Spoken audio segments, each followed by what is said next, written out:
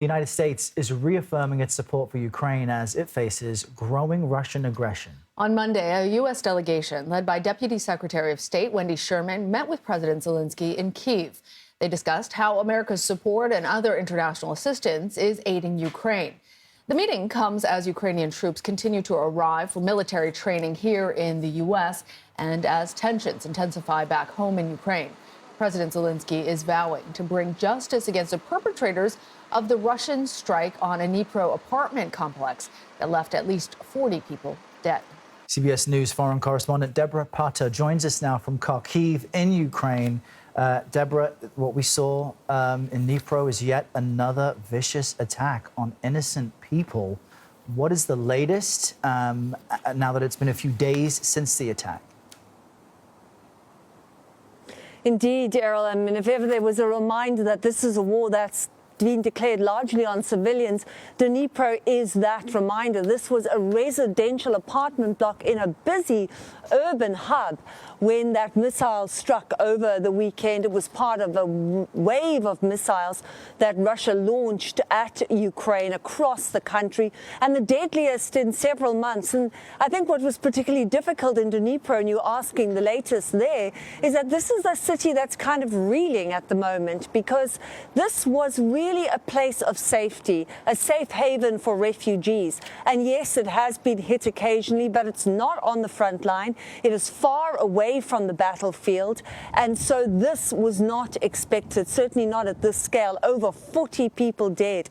And one has to remember that every time something like this happens, an apartment block, a 9-floor-story apartment block, there are people who live there. And that video of that kitchen that was hit with the bowl of fruit perfectly placed on the table was astounding. And the video has been circulating today of what that kitchen used to look like. There used to be many happy gatherings in it. Each apartment has a story like that because it is people who are killed in war. Deborah, that really does bring it home. Meanwhile, the Kremlin announced that it's increasing its armed forces to 1.5 million servicemen. What does this say about how Russia's faring in this war and how Ukraine is responding? Well, that 30% increase from 1.15 that it is at the moment isn't necessarily specifically for Ukraine. It will happen over the next 3 years. So it's still a long way away, and there's no real idea from the Kremlin as to how they are going to recruit all these new conscripts. But one of the plans we understand is that there will be bases set up in parts of Europe, particularly looking on the border near Finland. And as you remember, last year, Finland was expressed its intent to join NATO. That decision has not been finalized yet, but certainly there is maybe perhaps some kind of security concern. But essentially, this is really a big show of strength from Russia. In terms of Ukraine itself, it is going to need more personnel at some stage.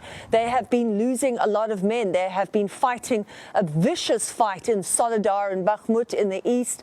And according to Ukrainian soldiers there, both sides have been taking losses. Ukrainian soldiers have said that they are stepping over dead bodies.